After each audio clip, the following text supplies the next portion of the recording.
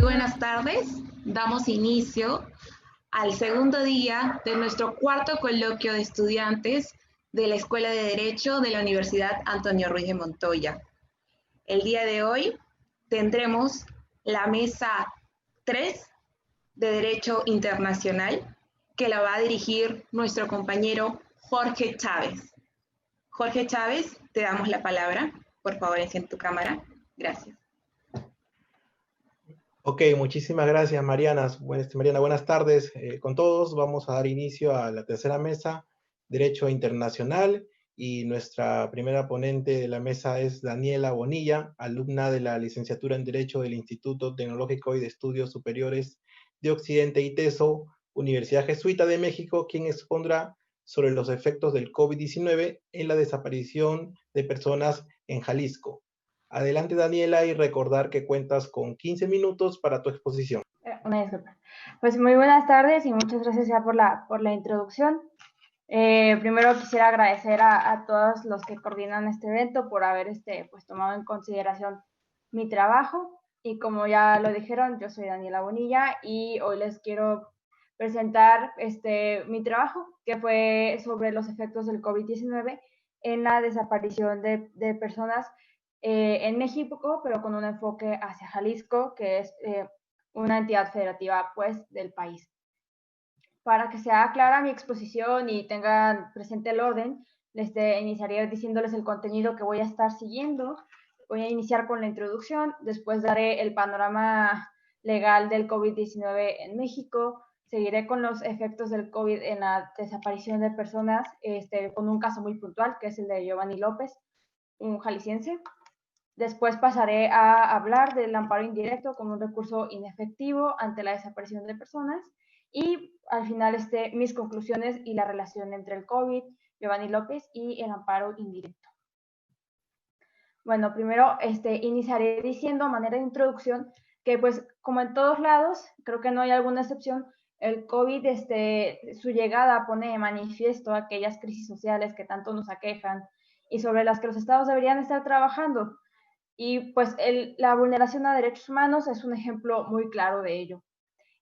Para tener un panorama claro y general, en México la crisis de personas desaparecidas tiene sus inicios en 1960 con lo que se llamó la Guerra Sucia, que era toda una estrategia diseñada por los gobiernos en turno. A 2020 las cifras de personas desaparecidas, particularmente desaparición forzada, llegaron a los 147.033 personas que han sido víctimas de esta violación. Y bueno, como es de recordar, y seguramente ya lo tienen presente, la desaparición forzada tiene elementos constitutivos y que se deben observar para acreditar su existencia. El primero siendo la privación de la libertad de la persona, en segundo lugar la intervención directa de agentes del Estado o su aquiescencia en esto, y tercero la negativa de reconocer la detención y de decir dónde está la persona que pues ha sido víctima. Y para finalizar esta parte, bueno, pues el sistema jurídico mexicano contempla la figura del amparo indirecto para contravenir la desaparición de personas. Esto se encuentra en la ley de amparo que tenemos acá. Bueno, ahora, como un panorama sobre cómo estaba la cosa cuando llegó el COVID, o más bien qué se puede hacer cuando llega esto, México cuenta con dos vías a emprender ante una situación excepcional como es la pandemia. Es un caso un poco curioso que me parece que no se ve mucho, pero tiene por un lado lo que es la suspensión de garantías y la otra sería la declaración de contingencia sanitaria, que esta última es pues una figura muy particular, muy específica y diseñada para atender justamente situaciones sanitarias que pongan en riesgo a la población. Y bueno, ambas están previstas en la Constitución Política de los Estados Unidos Mexicanos, que es nuestro texto máximo.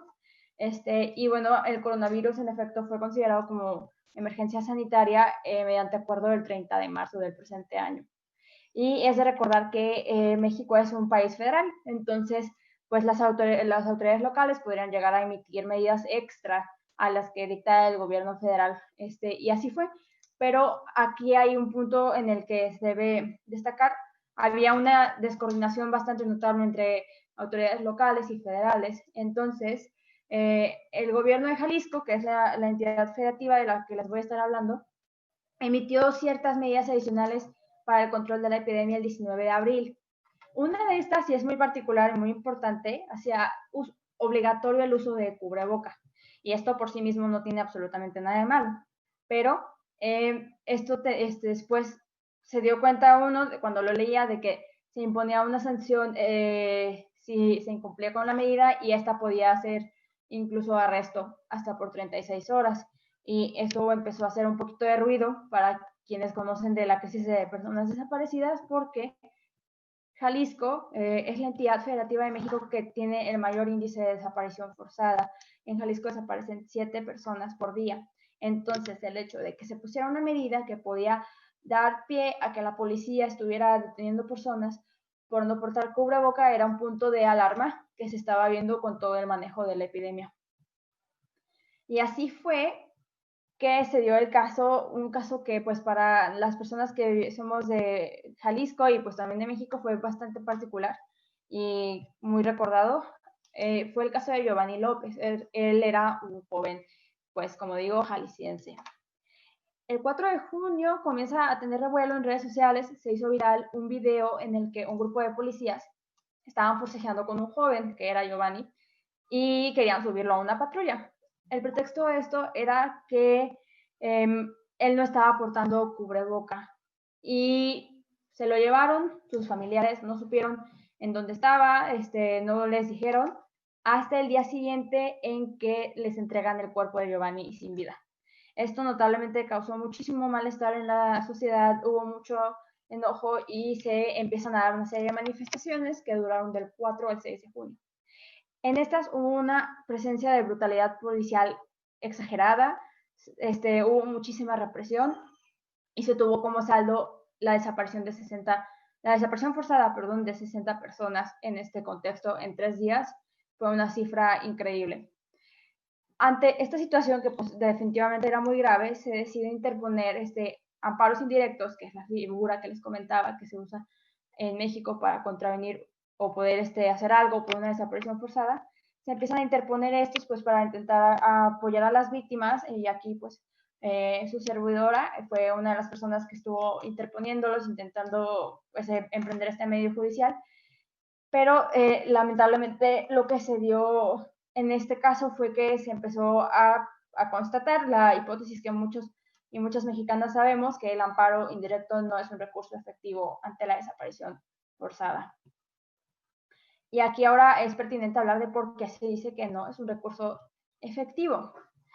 Y bueno, como seguramente saben, el derecho internacional de los derechos humanos contempla la figura del habeas corpus, que es un recurso simple y rápido que pueda ser utilizado para contravenir la desaparición de una persona.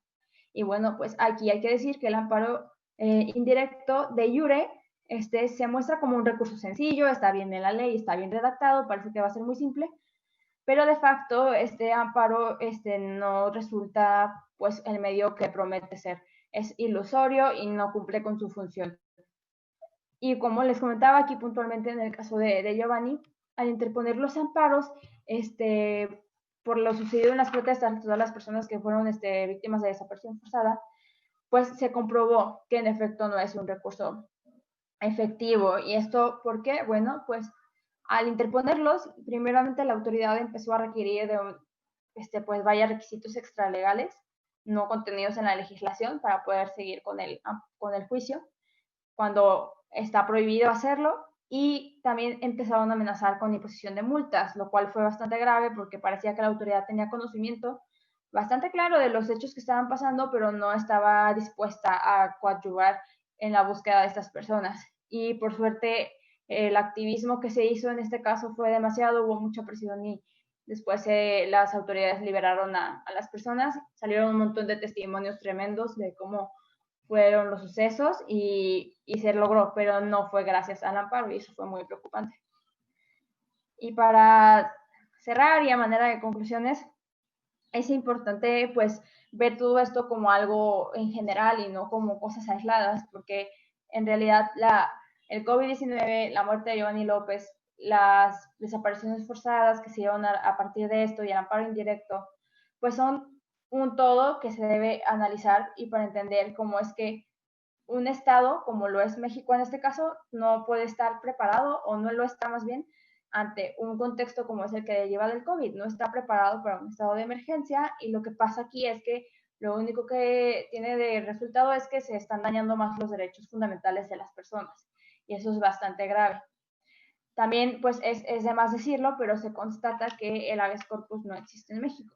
Y esto no es precisamente porque no esté literalmente escrito así el nombre en la legislación, sino más bien porque este es un recurso como comentó, ilusorio, del cual no se hace nada por la desaparición de una persona. Y bueno, pues a grandes rasgos esto es como un poco la participación que buscaba dar. Me parece que es algo que puede suceder en todos lados, no tengo duda de que no es un caso aislado y pues es algo que sale ahora con todo esto de contexto de estados de emergencia. Y pues nada más, sería todo por mi parte y dejar acá también las referencias bibliográficas. Muchísimas gracias, Daniela, por compartir con todos nosotros tu investigación. Ahora daremos la palabra al comentarista Paul Vizcarra Vizcarra, que es abogado por la Universidad Nacional San Agustín de Arequipa, máster en Corrupción y Estado de Derecho por la Universidad de Salamanca, España, abogado del estudio Padilla Chan y docente de la Universidad Antonio Ruiz de Montoya. Recordar a todos los presentes en este coloquio que pueden realizar sus preguntas a través del chat de esta plataforma, las cuales serán respondidas antes de concluir la mesa. Doctor, usted dispone de 15 minutos para comentar la exposición de la ponente Daniela Bonilla. Adelante, por favor.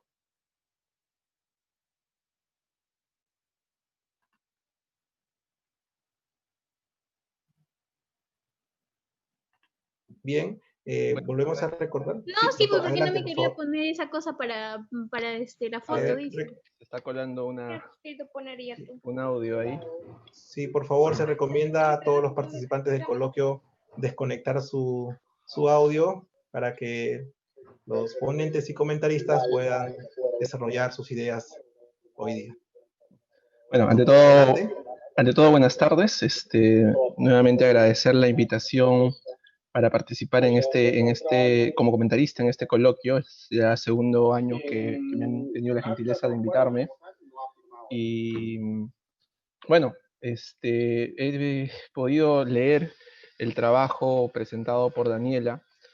Me pareció bastante interesante porque nos da un enfoque diferente al que manejamos en Perú. Con algunas similitudes, pero con muchas diferencias. Haciendo el símil de lo que dice Daniela respecto al Perú, en nuestro sistema sí tenemos un habeas corpus específico para desaparición forzada de una persona. Entonces tenemos el habeas corpus instructivo, que es el habeas corpus esencial, el básico, que resguarda la posibilidad de que una persona sea sometida a desaparición forzada. Además de la persecución penal que puede existir en 120 del Código Penal. Entonces, tenemos esas dos instancias, si se puede decir, para ver el tema de la desaparición forzada. Entonces, nuestra regulación se distingue un poco mucho de la regulación mexicana al respecto. Luego de ver el tema o la legislación intra, o la legislación básica, o la legislación del país, también es importante, como lo establece Daniela, ver la regulación internacional y el derecho al recurso efectivo. De nada sirve que en nuestra legislación peruana nacional tengamos un recurso efectivo si es que este recurso no se va a ver materializado en acciones concretas. Y es lo que más o menos también se puede criticar. O sea, una cosa es el ser y otra cosa es el deber ser. Podemos tener el recurso, podemos tener la protección o esta dualidad de protección tanto a nivel del proceso de habeas corpus, que se encuentra regulado en el Código Procesal Constitucional, y podemos tener además la protección por el tema penal. Pero habría que ver cuán efectivos son estos recursos, ¿no? Y es lo que también cuestiona Daniela al momento de establecer la efectividad del amparo que ellos regulan para ver este tema. Además del tema de la regulación, y ahí quería entrar también a ver el tema de la regulación interna, quería ver el tema de la regulación externa, que está en la Corte Interamericana de Derechos Humanos, y que habla de recurso efectivo, que se correlaciona con lo que estábamos conversando. O sea, ¿cuántas desapariciones forzadas se ocurren en la realidad? Es cierto también que la realidad peruana, mexicana es bastante distante. No manejamos la misma cifra. Lo que sí es cierto es que yo estimo que hay una cifra alta, cifra negra, o sea, un porcentaje alto de casos que no se denuncian, tanto aquí en Perú como en México. Entonces, tenemos que ver normativa nacional, normativa internacional y realidad. Y entrando a la realidad es lo que quisiera que se tenga en cuenta en este momento. No sé si nuestros amigos que se conectan desde otras latitudes saben que el Perú está atravesando en estos momentos un momento muy convulsionado en la política. Estamos en una situación bastante complicada. Se han convocado marchas para el día de hoy. Ahí vienen marchas de la población desde el día de ayer o desde el día martes o lunes. Y hoy se ha convocado, por ejemplo, una marcha bastante grande y entiendo que mañana también. Se ha denunciado en diversas redes sociales en los abusos policiales contra gente que está manifestando en contra de la situación política. Y ello tiene que ver, efectivamente, con temas de desaparición forzada. ¿Qué fue de las personas detenidas? ¿Dónde están? O sea, el Estado no se puede hacer entre comillas, el loco o decir no sé qué pasó. Entonces, en ese contexto es importante tener en cuenta como estudiantes de Derecho y como futuros abogados y cuasi abogados que la defensa de los derechos debe garantizar el Estado, pero también tiene que ser una acción que parta desde la colectividad.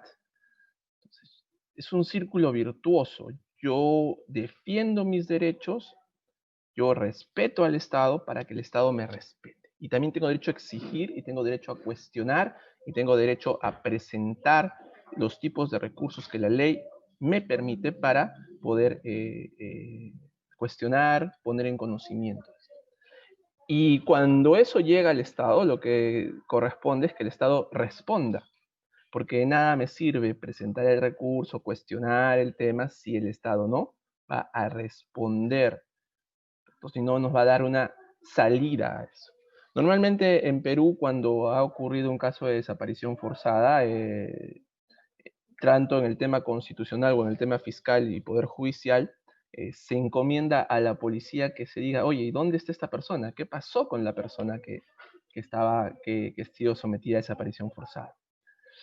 Y ahí queda, ¿no? ¿Qué más se puede hacer al respecto? Complicado. Para el número de casos en Perú que son pequeños, imagino cómo debe ser esto en una ciudad, como nos ha comentado Daniela, como Guadalajara, que es la ciudad más grande de Jalisco. ¿Cómo debe ser este tema? O sea, ¿cómo es la respuesta del Estado frente a las solicitudes de la población? Yo siempre hablo de círculo virtuoso, lo dije hace un momento. El Estado me respeta y yo respeto al Estado. Cuando el Estado deja de respetar al ciudadano, el ciudadano empieza a hacer lo que se llama justicia de mano propia, a tratar de habilitar los caminos para poder hacer valer sus derechos. Lo que está pasando hoy día en Perú, en esta tarde, la tarde anterior. O sea, el ciudadano se autotutela. Y eso es una complicación, porque la autotutela se trató de dejar de lado hace muchísimo tiempo. Entonces, ¿cómo reacciona el Estado? ¿Cómo el Estado se ve superado frente al número de casos? 7 personas desaparecidas todos los días en Jalisco. Es un número impresionante, una cantidad de personas y eso es lo que se denuncia, sin tener en cuenta además las que no se denuncian.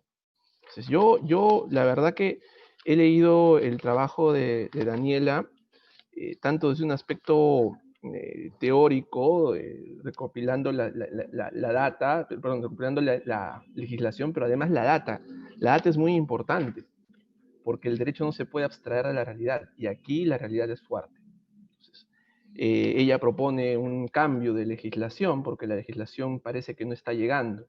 Pero está bien, podemos tener la norma perfecta, pero es la persona que aplica el derecho la que tiene que llevar esa norma de este mundo de las normas a la realidad. Y lamentablemente en Perú muchas veces eso no ocurre, a pesar de tener tener el recurso preciso, que es el habeas corpus. Y además el delito de desaparición forzada. No pasa. No pasa. Es también importante señalar aquí que hablar de idoneidad no solo implica de tener la norma concreta o correcta. Hablar de idoneidad implica también del operador, como lo señalaba hace unos minutos. O sea, norma idónea, pero operador idóneo. Respuesta estatal adecuada. Si no movemos todos estos factores, no los sumamos, de nada nos va a servir tener una norma, entre paréntesis, idónea. Finalmente, ya entrando al tema de la realidad, demora en la respuesta, lo pone Daniela en su documento, en su análisis. ¿Qué hacemos con la demora? ¿Cómo solucionamos el tema de la demora? La demora en un contexto donde hay 7 personas desaparecidas al día es mucho más complicado que la demora en nuestro país, que tiene otra realidad. Y si eso es así, ¿cómo habilitamos la posibilidad para que la demora no sea un inconveniente?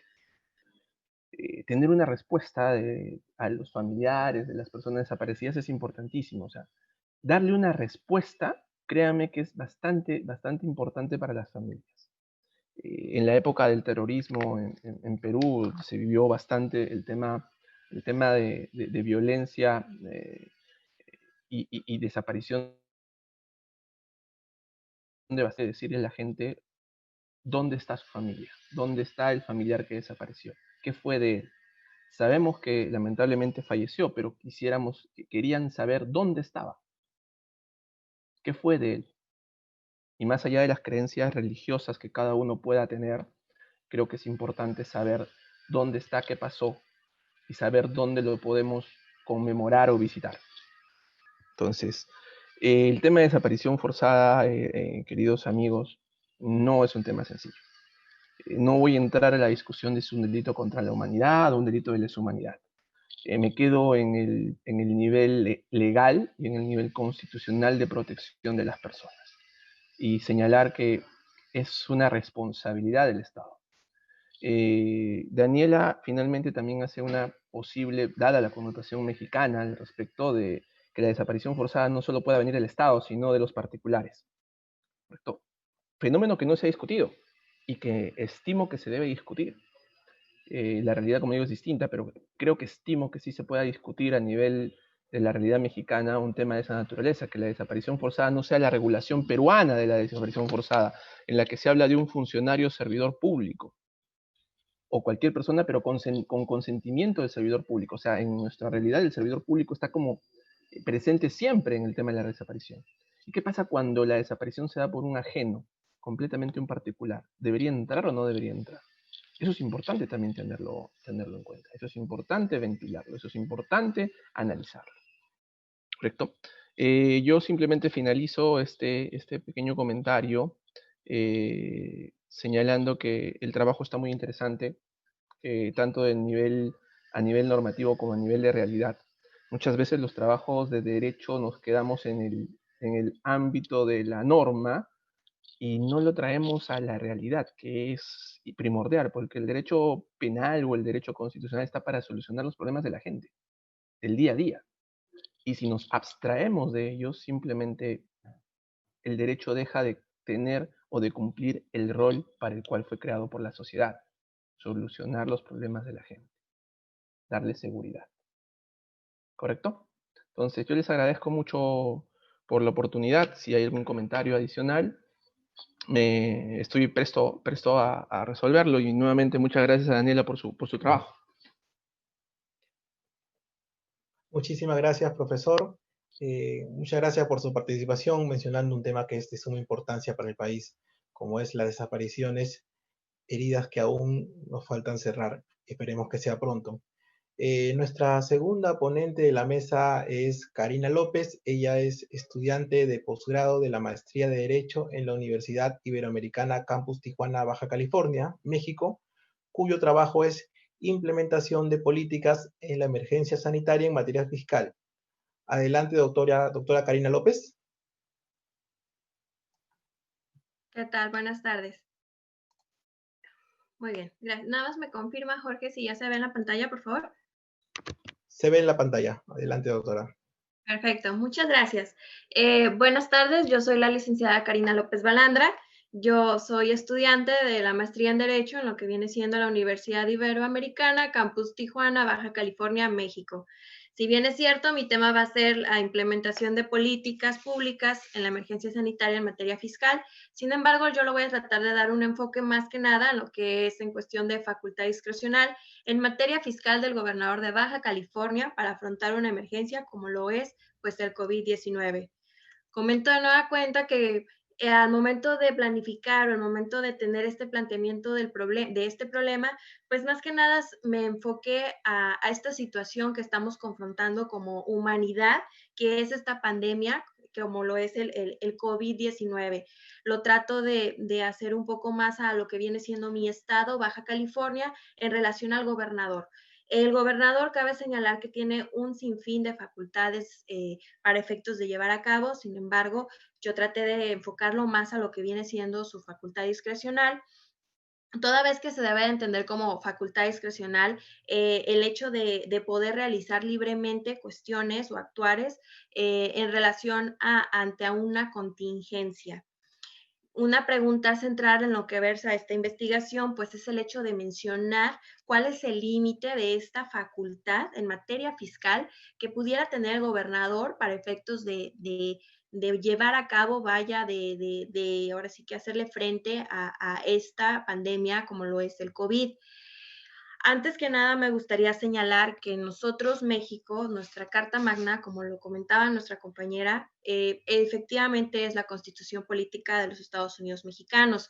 Dentro de esta Constitución se encuentra contemplado el artículo del cual emana lo que viene siendo el derecho fiscal, la obligación que tienes tú, contribuyente, para ir y cumplir con estas obligaciones, vaya, que vas y promueves o solicitas ante el fisco federal.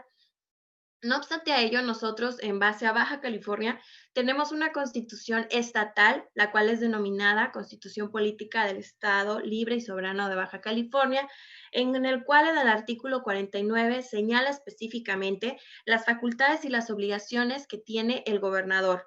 Cabe señalar que yo quise hacer énfasis en su fracción tercera, a través de la cual lo señala el legislador, que es el velar por la conservación del orden y la tranquilidad y seguridad de lo que somos pues nosotros, la población de Baja California. Hago paréntesis, comento de igual forma, nosotros México tenemos lo que es el Código Fiscal de la Federación. Sin embargo, de igual forma, Baja California tiene lo que es su código estatal, es el Código Fiscal del Estado de Baja California. En este código tenemos el precepto número 35, en el cual se encuentran las disposiciones de carácter general con las que cuenta el Ejecutivo Estatal, mejor conocido pues como el gobernador. En su fracción primera denominan que es el condonar o eximir de una manera total o parcial el pago de las contribuciones y sus accesorios. Esto siempre y cuando pues se presenten algún tipo de catástrofe, ya sea económica o algún tipo de catástrofe meteorológica, sísmica, plagas o epidemias. En su fracción segunda te mencionan que pues es el hecho de que pueda otorgar subsidios o estímulos fiscales. Bueno, una vez comentados estos artículos, yo les comento a ustedes, estamos aquí en Baja California ahorita manejando toda esta figura de lo que es la cuarentena, el quédate en casa, empezamos de lo que fue marzo hasta la fecha. Sin embargo, nuestro gobernador en ningún momento, cuando empieza esta cuarentena, pues promueve algún tipo de plan estratégico fiscal sólido, a través del cual emita algún tipo de condonación, o algún tipo de estímulo fiscal hacia sus contribuyentes. Cabe señalar que justo cuando empieza esta cuarentena es cuando se nos presentan la obligación de presentar tus declaraciones anuales en relación al impuesto sobre la renta. En ningún momento el fisco federal promovió algún tipo de prórroga, o en ningún momento el gobernador solicitó esta prórroga para efectos de poder cumplir con tu obligación, pero ahora sí que pudiera ser en pagos en parcialidades, ¿no? No obstante a ello, a mediados de lo que fue abril del 2020, el gobierno intenta realizar un apoyo hacia la ciudadanía al otorgar ciertos tipos de opciones de créditos fiscales. Esto en relación a los micros, pequeñas y medianas empresas. Dicha ayuda, vaya, no fue algo muy relevante para los contribuyentes baja californianos, toda vez que me atrevo a comentar que en relación a esta pandemia, vaya, nuestra república está conformada por 32 entidades federativas. De estas 32 entidades federativas, 28 fueron las que sus gobiernos promovieron algún tipo de estímulo, algún tipo de condonación para efectos de hacerle frente al COVID, toda vez que, si bien es cierto, nosotros baja californianos, independientemente del rol que manejemos en esta sociedad, o más bien toda la humanidad está sintiendo esta pandemia en sus bolsillos. Lo que viene siendo aquí Baja California, muchos locales han cerrado. Si bien es cierto, creó un nuevo impuesto el gobernador, un impuesto al que se le denominó un impuesto ambiental, a través del cual él gravaba el combustible. Les comento rápidamente. Los locales, para efectos de tener un mayor flujo de efectivo y no irse a la quiebra, pues empezaron a usar estas famosas plataformas, ahora sí que haciendo uso de nuestra tecnología. Entonces, estos locales, para efectos de brindarle servicio a la población, pues lo hacían a través de su servicio a domicilio, ¿no? Y lo hacían en base a diferentes plataformas, como lo es Uber Eats, lo es Uber, Cabify, Didi. Sin embargo, este impuesto que grava el combustible, pues era por un porcentaje de 1.5. Cabe señalar que nosotros tenemos lo conocido el impuesto como el IEPS, que es el impuesto especial sobre producción y servicios, que gravan de igual forma la gasolina, el combustible. Entonces, aquí viene manejando una serie de no tanta congruencia, toda vez que, si bien tenemos el IEPS, sin embargo, proceden a emitir un nuevo impuesto que también te grava lo que viene siendo la gasolina. Entonces, por parte, no existía o no existe un apoyo por lo que viene siendo nuestro gobernador. Repito, otros países, otros estados, disculpen, efectivamente emitieron planes estratégicos. Nuestro gobernador en ningún momento lo hizo. Una vez que yo realizo este proyecto de investigación, entrevisté a diferentes abogados fiscalistas muy reconocidos en lo que viene siendo aquí Tijuana. Como primera pregunta, yo pues ahora sí que les cuestionaba el hecho de que si verdaderamente el gobernador estaba ejerciendo esta facultad discrecional que le otorgan las leyes a nivel federal y a nivel estatal, para efectos de hacer frente a lo que viene siendo el COVID.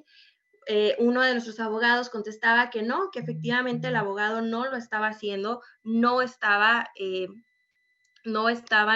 efectivamente realizando este tipo de planes estratégicos o de facultades discrecionales, y hacen mención de diferentes entidades que sí lo hicieron. Como pueden ver, es Baja California Sur, Coahuila, Estado de México, entre otros, vaya. Como segunda pregunta, yo cuestionaba el hecho de que si verdaderamente las medidas tomadas por parte de nuestro gobernador pues habían sido lo suficientemente adecuadas para esto de lo del COVID. Claro, cabe señalar en lo que viene siendo en materia fiscal. En esta cuestión, los abogados llegaron a la conclusión de que no, en todo momento, pues cómo vas a apoyar a tu ciudadanía emitiéndole un nuevo impuesto, ¿no? Les comento rápidamente, el gobernador a mediados de agosto emitió un plan de activación y recuperación económica para nosotros baja californianos. Dicho plan lo que buscaba era mantener, ahora sí que revivir este flujo efectivo en nosotros sociedad. No obstante a ello, este plan no fue ahora sí que no obtuvieron los resultados esperados, ya que si bien el comercio empezaron a tratar ahora sí que de otra vez, pues el mantener sus actividades, vaya. Sin embargo, pues ahora sí estamos a la nada regresar de nuevo el quédate en casa, porque se nos están presentando pues ahora sí que mayores contagios de lo que viene siendo el COVID. Sin embargo, expertos señalan que Baja California va a necesitar un plazo de 5 años aproximadamente, pues para afrontarse, para efectos de reponerse, vaya, de todas estas pérdidas monetarias, pérdidas fiscales, como lo estamos viviendo desde marzo hasta hoy en día. Ni siquiera es un año y ya se está manejando un panorama de 5 años, ¿no? Les cuento nuevamente que nosotros, México, tenemos entonces lo que viene siendo el Servicio de Administración Tributaria Federal, nuestro fisco federal, el encargado de ir a tu casa y decir, ¿sabes qué? Contribuyente, págame, ¿no?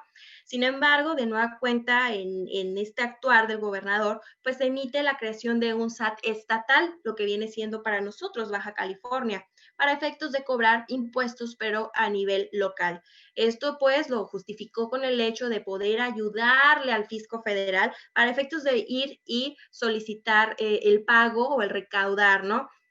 Entonces, claro, aquí está y podemos vernos a largos rasgos que el gobernador de Baja California en ningún momento ejerce esta facultad discrecional en materia fiscal para efectos de cuidar, de velar por los intereses de todos los baja californianos. Al contrario, al momento de hacer la emisión de este impuesto, al momento de crear de nueva cuenta este órgano a nivel estatal como lo es el SAT, claramente estamos viendo que el gobernador no está dejando por un lado esta obligación que la Constitución claramente estipula, que es el velar y el cuidar por toda la ciudadanía, ¿no? Entonces, como conclusión, yo puedo decir que efectivamente no existe este actuar, no ejerce esta facultad como tal el gobernador y pues nos deja a todos pues con un no mal sabor de boca, sino con el hecho de esperar algo más, vaya, para que como él autoridad nos proteja, nos cuide, toda vez que como comento estamos afrontando esta crisis, estamos afrontando una pandemia que la verdad en mis años de vida jamás me había tocado algo así, pues pasar, vivir. No obstante a ello, pues creo yo que nuestras autoridades no están actuando como lo debería haciendo por otros intereses, sino está velando por el interés primordial, principal, que es el cuidar a la población, que gracias a nosotros, población, es que él está en el cargo donde está. Entonces, por mi parte sería todo. Quedo a su disposición si alguien tiene alguna duda, algún comentario a largos rasgos, pues en esto versa lo que es mi tema de investigación. Gracias. Muchas gracias a Karina López por su exposición. Ahora vamos a conocer la opinión del magíster Dante Mendoza, quien es director general de la Escuela Nacional de Administración Pública, fue vicepresidente de la Comisión de Libre Competencia de Indecopi, docente en Gestión Pública y de Derecho Administrativo en las universidades Antonio Ruiz de Montoya y la Universidad de Lima. Profesor Dante, usted dispone de 20 minutos para comentar la exposición de Karina. Adelante, profesor.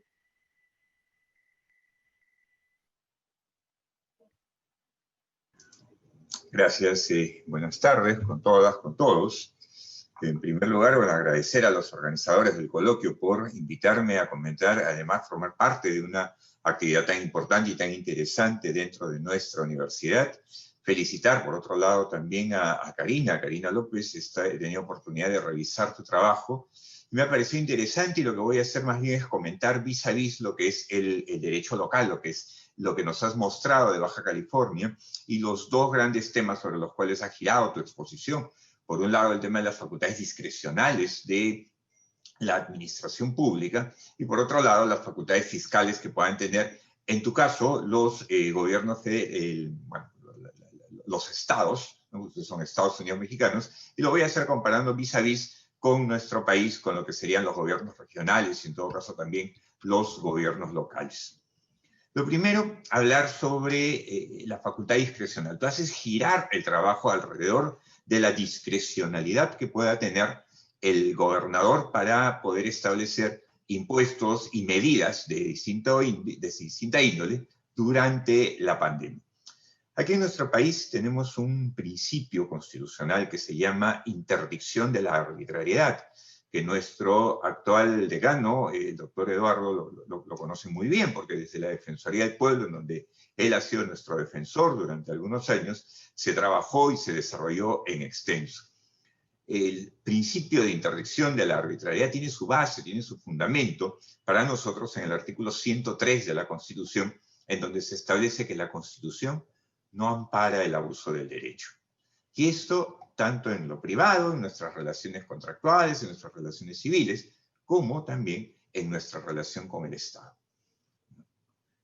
Y en nuestra relación con el Estado, el Tribunal Constitucional en nuestro país ha desarrollado el tema de la arbitrariedad largamente en la sentencia correspondiente al expediente 090-2004 AA, acción de amparo, ¿no? Para que tomen nota en todo caso los estudiantes, porque esto es una sentencia bien interesante en donde habla respecto a lo que es la razonabilidad y la arbitrariedad dentro de la gestión pública.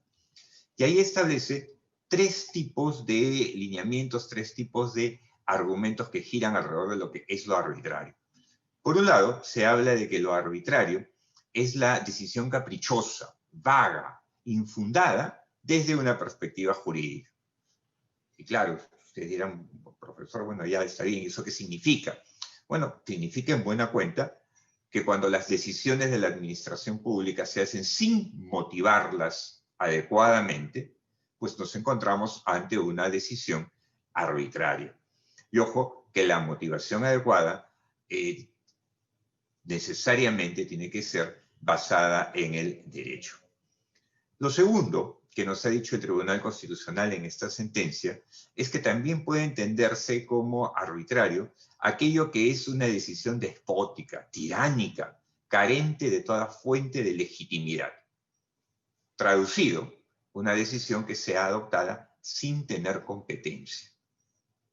Cuando uno adopta una decisión sin ser competente para ello, también para el Tribunal Constitucional es una decisión arbitraria, que en todo caso también para mis alumnos de Derecho Administrativo tienen que saber que desde el Derecho Administrativo la solución que se le da a ese tipo de decisiones cuando son tomadas por la administración pública es el de la nulidad. Porque le estaría faltando un requisito de validez al acto administrativo, que es el de tener competencia para ello. Pero no se queda allí el Tribunal Constitucional, y aquí viene la parte probablemente más interesante de esta sentencia, y es que también dice que lo arbitrario puede ser entendido como aquello que es contrario a los principios de razonabilidad y proporcionalidad jurídica.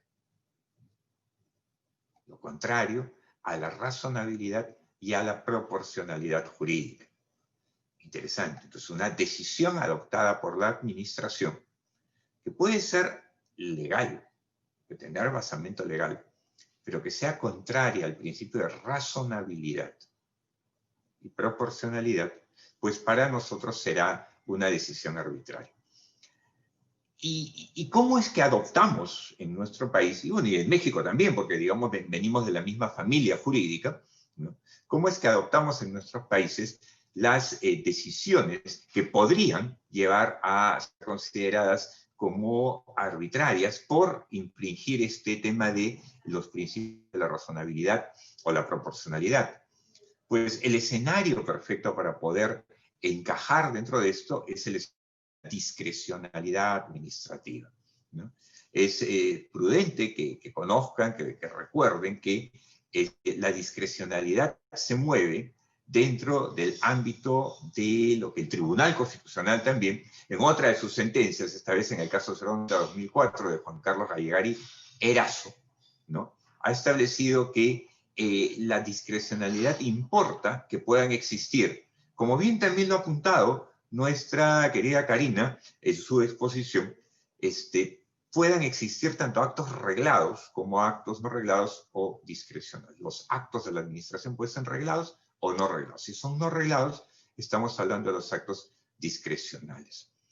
Y estos actos discrecionales, lo primero que hay que decirles a todos es que no nos deben asustar, no nos debería dar miedo, porque muchas veces se escucha como algo malo, ¿no? Es que la autoridad administrativa ha actuado de manera discrecional. Y lo decimos además como para asustarnos, como para decir, qué terrible, ¿no? Esto es pésimo, no debería ser así.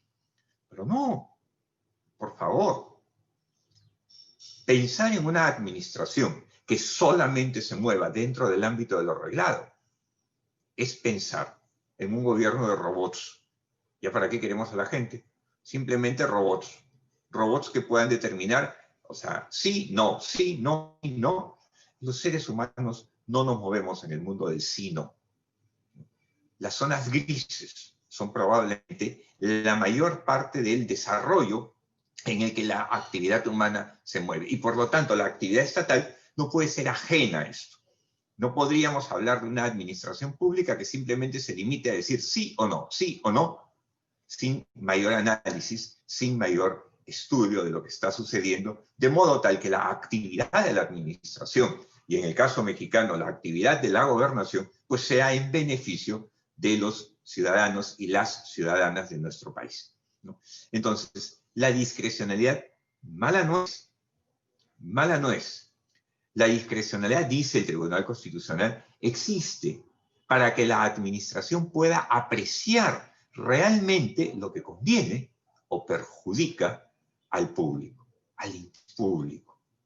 Esto es para que la administración pueda decidir sin condicionamientos. Miren hasta dónde llega el Tribunal Constitucional. Dice, puede decidir sin condicionamientos y solo en base al análisis de las circunstancias del caso, qué es lo más correcto, qué es lo más adecuado para el interés público. Entonces, claro, muchos de ustedes estarán diciendo ahorita, me jalo los pelos. ¡Wow! ¿La administración puede hacer lo que le da la gana? No, bajo ninguna circunstancia. Entonces, vamos a ver cuáles son las clases de discrecionalidad que nuestros ordenamientos jurídicos establecen, tanto el mexicano como el peruano. Lo primero es lo que la doctrina llama la discrecionalidad mayor. La discrecionalidad mayor es aquella donde el margen de arbitrio de la autoridad administrativa no está acotado o restringido por algún concepto jurídico alguno. Por ende, el ente administrativo que está dotado de la competencia, porque la competencia es un requisito básico para poder resolver o poder desarrollar alguna actividad, tiene libertad para optar por la decisión que considere la más correcta. Esto en primer lugar. Pero también tenemos la llamada discrecionalidad intermedia, que esa es la más común. Esa es la que nos encontramos permanentemente, sobre todo en el derecho sancionador, ¿no? En donde lo que hace la ley es le establece un margen de maniobra a la administración pública. Ante tal situación, le podrás imponer una multa de 1 a 10 UITs. ¿Dónde está mi margen de discrecionalidad? Pues entre 1 y 10 UITs. Dentro de eso, mientras me mueva dentro de eso, y por supuesto, como vamos a ver en un rato, sujetos a la observancia del principio de razonabilidad, pues va a estar bien. Pero la infracción me parece terrible, le quiero poner 100 UITs. No puedes. No puedes, porque la norma te está diciendo entre 1 y 10. Mi margen de discrecionalidad está acá. Está dentro de ese lapso. La discrecionalidad menor, que también existe, no es muy común, pero también existe, es cuando el margen de arbitrio que se le da a la administración se encuentra constreñido, limitado a la elección entre variables. Entonces, en variables que han sido establecidas en la ley, además, ¿no? En donde se le dice, la administración pública ante tal situación podrá optar por A, B o C. Entonces, ya me pusieron un límite. No me lo ponen entre un rango, como en el ejemplo anterior, de la discrecionalidad intermedia, sino me lo ponen en opciones taxativas, ¿no? O haces A, o haces B, o haces C. Esa es la discrecionalidad menor. Y esta discrecionalidad mayor, intermedia o menor, en nuestro país la podemos observar en 4 situaciones. Primero, la discrecionalidad normativa. Sí, la administración pública tiene discrecionalidad normativa y la ejerce a través de los reglamentos. ¿Cuáles son los límites? Los que establece la Constitución, ¿no? Que bueno, se podrá reglamentar las leyes en la medida que no se desnaturalicen, límite 1, ni se transgreda. ¿Qué cosa? La ley. La facultad reglamentaria tiene 2 límites: no desnaturalizar la ley y no transgredirla. Pero mientras no lo hagas, el tema normativo es bastante amplio, bastante extenso. La administración puede optar por una salida del tipo A o por una salida del tipo B, y nosotros como ciudadanos no podremos hacer otra cosa que aceptarlo o acatarlo. La discrecionalidad política, para establecer las políticas de Estado.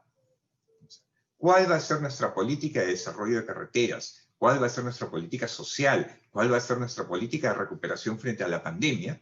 pues forma parte de una discrecionalidad más amplia por parte del Estado, en donde el único límite pues es el respeto a los derechos fundamentales de las personas, como no podía ser de otra manera. La discrecionalidad planificadora, otro ejemplo también de discrecionalidad muy amplia. ¿Cómo es que va a planificar el desarrollo del país? Nuestra administración pública. Tenemos un ente rector en el Perú y también lo tienen en México. En nuestro país se llama CEPLAN, el Centro de Planeamiento Nacional, que es el que establece cuáles son las reglas para que la administración pueda planificar nuestro futuro, pueda planificar el cómo desde la cosa pública vamos a poder ayudar a que los privados puedan desarrollarse y nuestro país pueda tener un mejor futuro. Y finalmente la discrecionalidad técnica, que es la que tienen todos los funcionarios públicos al momento de resolver un expediente, al momento de resolver un tema, como es el momento que debe haber tenido el gobernador de Baja California, al que nos estaba haciendo referencia Karina, cuando tuvo que decidir tomar una medida tan discutible, Karina la llama arbitraria, ¿no? Y por lo que he podido revisar del ordenamiento jurídico mexicano, creo que tengo que coincidir con esa posición, Karina. Ha sido una decisión arbitraria, incluso dentro del marco de lo que hoy les acabo de comentar que tenemos en nuestro país. Entonces vamos al segundo tema, y es el tema tributario. El tema tributario es un tema complicado y un tema complejo porque está atacando, y miren la palabra que estoy utilizando, atacando, ¿no?, el trabajo, el bolsillo de las ciudadanas y los ciudadanos de nuestros países. Y por lo tanto, nuestras constituciones son muy cuidadosas al momento de regular el tema tributario. Vamos con un concepto básico del derecho tributario, ¿no? Nosotros podemos tener hoy día en el Perú reconocidos como tipos tributarios, los impuestos, las tasas y las contribuciones. Los impuestos están reservados al gobierno central. Cabe advertir que a diferencia de México, nosotros no somos una federación, no somos los estados federados de Perú, sino somos, tal y como dice la Constitución, una república unitaria, que tiene una administración descentralizada, de acuerdo, pero somos una república unitaria. No es que cada una de las regiones, cada uno de los departamentos, provincias o distritos del país sean entes autónomos que están voluntariamente formando parte de una unión más grande. No. Somos un solo país, una sola república. Y en esa república, la potestad tributaria está partida entre las administraciones. La administración central tiene el monopolio de los impuestos.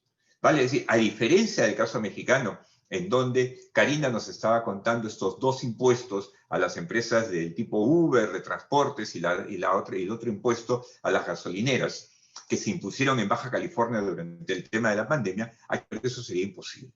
Desde la propia Constitución está establecido que los gobiernos regionales y los gobiernos locales lo único que hacen es aprobar tasas y contribuciones, nada más. Los impuestos a un monopolio estatal. En el Perú, el único que pone impuestos es el Congreso, ¿no? Bueno, Congreso o el Poder Ejecutivo por facultades delegadas. Entonces, esa función del gobierno central no es delegable, no es concedible, y ninguna municipalidad o ningún gobierno regional puede establecer impuestos. Entonces, el escenario que nos ha traído Karina de Baja California en el Perú sería, para empezar, improbable. Y el Tribunal Constitucional ya lo ha advertido. O sea, hubo un caso muy notorio en el cual hace algunos años la Municipalidad Provincial del Callao, ¿no?, que es una provincia en donde está el puerto principal, el puerto más grande que tenemos en el Perú, quiso establecer por ordenanza una tasa. Dijo, vamos a poner una tasa al transporte de minerales que se hagan dentro de la provincia del Callao. Claro, sapos. Con lo cual le pusieron una tasa al 90% de todos los transportes minerales que se hacen en el Perú, porque los minerales pues tienen que embarcarse, o sea, van a ser exportados, tienen que embarcarse a través de un puerto mayor, y ese puerto mayor es el puerto del Callao. El Tribunal Constitucional lo que dijo es un impuesto encubierto. O sea, la tasa no puede gravar una situación que está siendo desarrollada por los ciudadanos, por las ciudadanas. La tasa grava actividades o servicios que presta el Estado. O sea, cuando es el propio Estado el que te brinda algún servicio, ahí es donde te pongo una tasa. Pero no podemos poner una tasa al servicio de transporte, porque eso es un impuesto. Y si ese es un impuesto, ese es monopolio del gobierno central, que es el único que podría poderlo detallar, poderlo desarrollar. Entonces, en esta segunda parte, que es la parte tributaria, Karina, tu gobernador de Baja California no hubiera podido hacer eso acá en el Perú sin atenerse a las consecuencias pues, de que le hubieran declarado inconstitucional eso, y probablemente también los afectados podrían haber reaccionado de alguna otra manera con alguna acción judicial en contra de alguien que estaba claramente haciendo un abuso de su autoridad.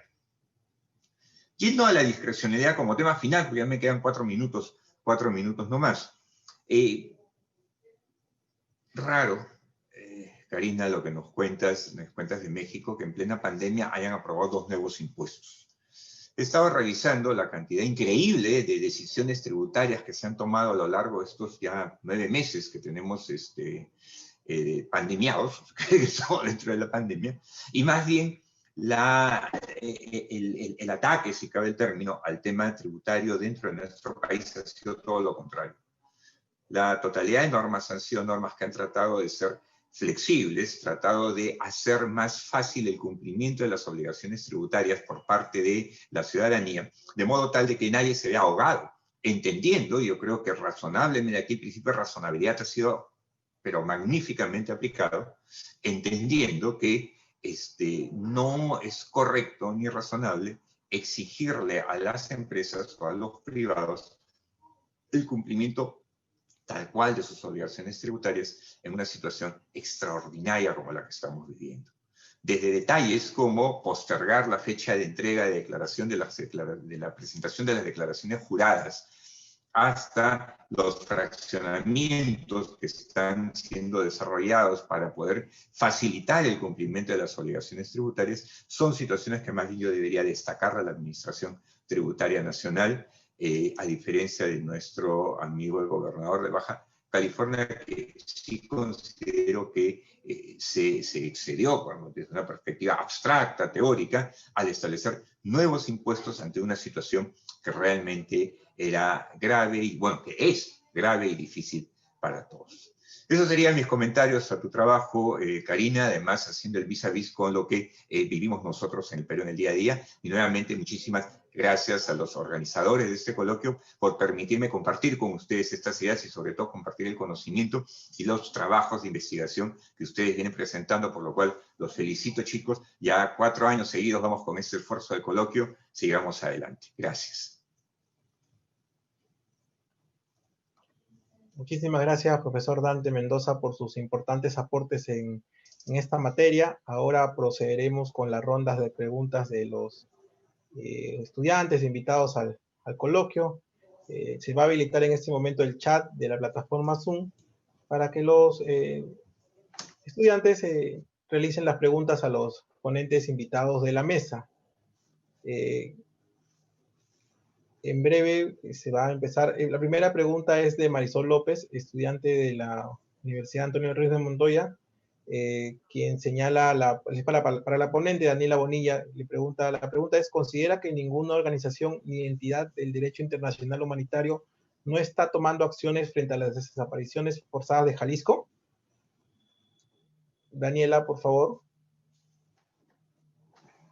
Claro, bueno, de hecho es algo relevante el comentario, porque justo es el derecho internacional de los derechos humanos, diría yo, el que va sentando ¿no? estos precedentes que de alguna u otra manera esperemos que vayan moldeando los recursos, ¿no? Entonces, de alguna manera sí hay acciones, más bien yo diría como posicionamientos o, por ejemplo, sentencias de Corte Interamericana, que sí han dado como estos precedentes muy importantes para definir qué falta, ¿no? Y también sobre esto verso un poco en mi trabajo, que pues sobre todo el Sistema Interamericano de Protección a Derechos Humanos, pues tiene una labor bastante fuerte en evidenciar que México no cuenta con este recurso del que yo les hablo, del recurso efectivo.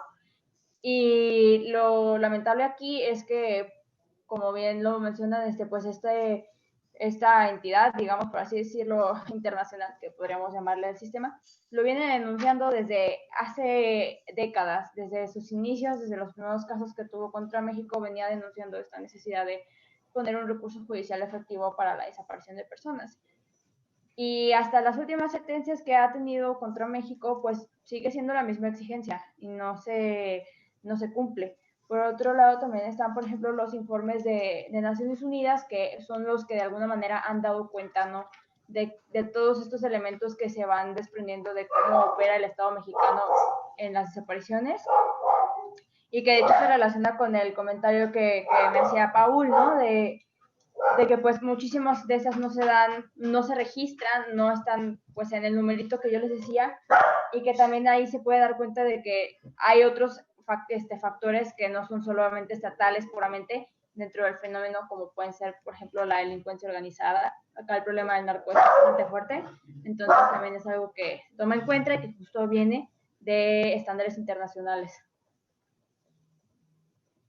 Muchísimas gracias, Daniela. Hay otra pregunta para ti, de Trilce Ortiz, de la Universidad Antonio Ríos de Montoya. ¿Cuáles son las mayores diferencias entre el amparo indirecto y el habeas corpus? Bien, pues como comentaba también un poquitín, el amparo indirecto, hay que recordar primero que el habeas corpus puede tener varios nombres. El habeas corpus no nada más se tiene que llamar habeas corpus para que exista, es más bien los elementos que lo constituyen. Esto de que sea inmediato, que ponga a disposición de las autoridades a la persona en 24 horas, que inicie investigaciones, etcétera. Entonces, como tal, el amparo indirecto, en el artículo 108, me parece, de la ley de amparo acá en México, viene lo que sería el habeas corpus, que de facto, de jure, está bien redactado, o sea, es un recurso que pide que tú como particular lo único que tengas que hacer es avisarle a la autoridad judicial más cercana o a la que tengas más a la mano que hay una persona desaparecida y que por favor empiecen a buscarla, ¿no? Y con esto tendría que bastar. Pero en realidad, pues no funciona. Entonces acá viene la parte interesante de las mayores diferencias, como bien menciona la pregunta, que es que el amparo mexicano, por ejemplo, no inicia investigaciones rápidas, no cumple con esa función de presentar a la persona en un lapso de un día a lo mucho. No tiene todo esto, y esto no es tanto que no esté de jure, sino que el Poder Judicial se puede decir que está capturado, digamos, no funciona, no se da abasto, hay jueces a modo, entonces persigue otros intereses que no son como tal la ayuda a la ciudadanía, y pues derivan estas diferencias que podríamos encontrar entre el amparo y el habeas corpus, y que tal vez pudieran ser subsanadas, como bien comentó en el trabajo, con una reforma que obligue pues a las autoridades ahora sí a dar resultados pues mucho más certeros, pero también se necesitaría una reingeniería judicial, diría yo, que pueda permitir que poco a poco se elimine la corrupción en este espacio, porque es justamente lo que impide que este recurso pues sea efectivo en gran medida. Muchísimas gracias, Daniela. Hay una pregunta para la ponente Karina López. ¿Hay mecanismos ciudadanos de fiscalización hacia la labor del gobernador de Baja California? Gracias. No, la respuesta es no, como tal lo he venido comentando con anterioridad. El gobernador en ningún momento ha tratado de mostrar, de manejar algún tipo de postura para efectos de fiscalizar todo esto pues hacia el estado, propiamente como lo es Baja California.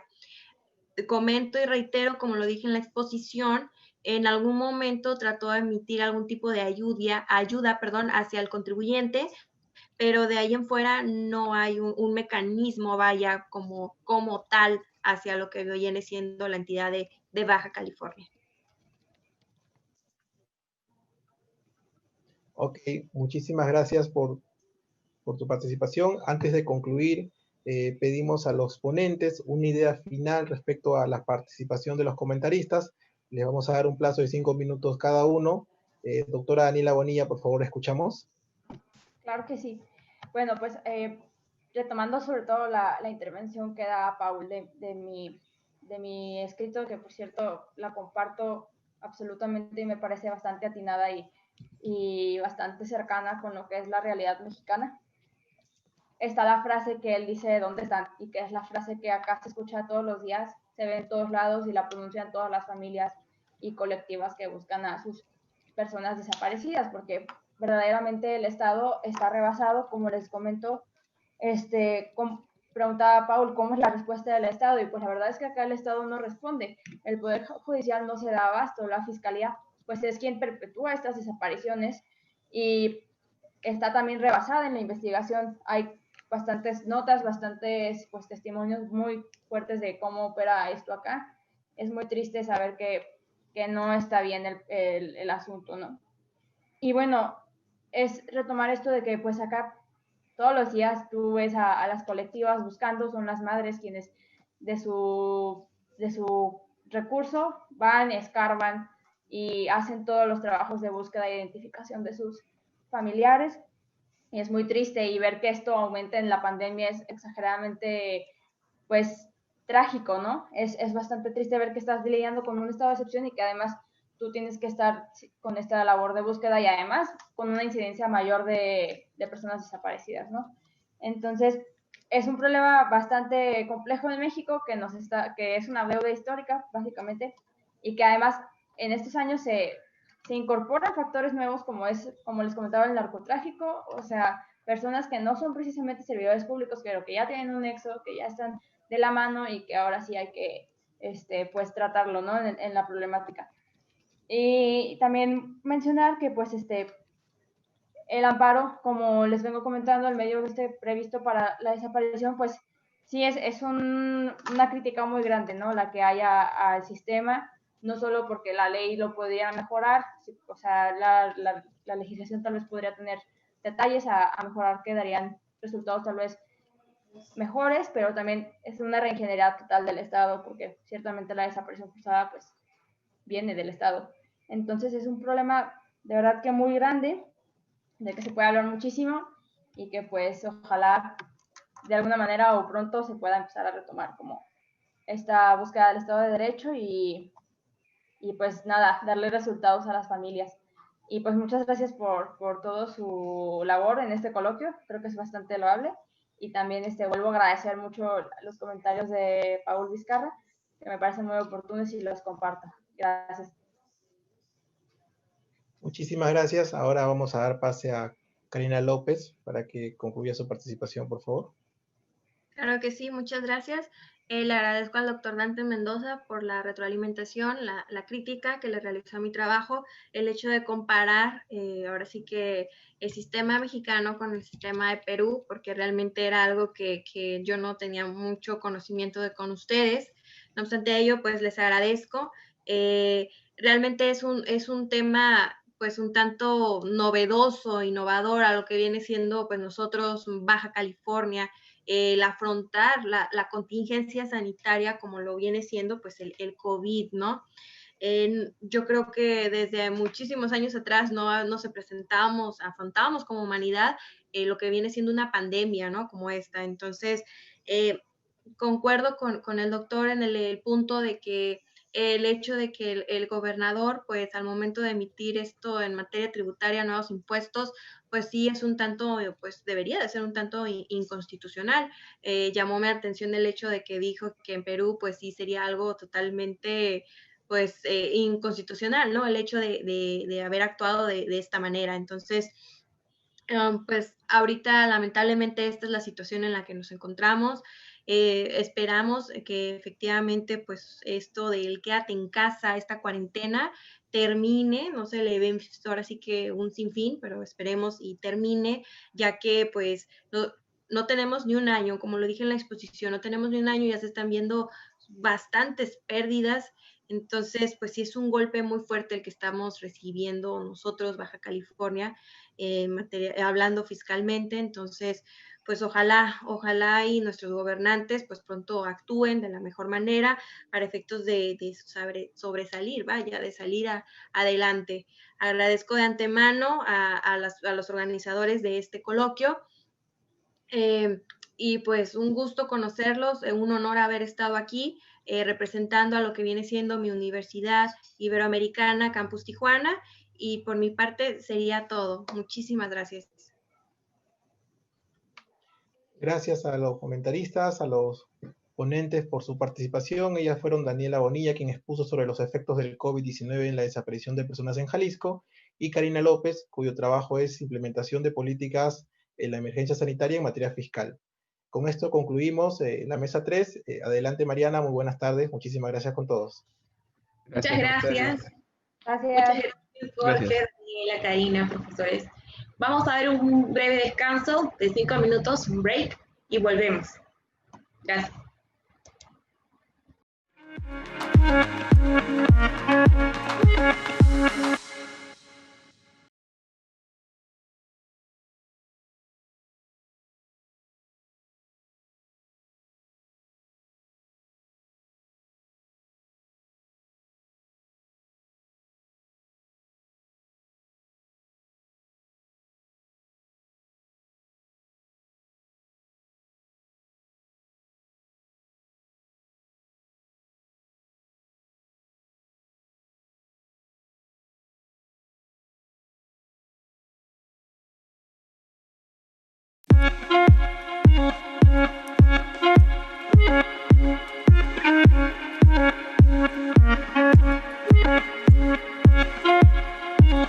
Bien, gracias por su espera.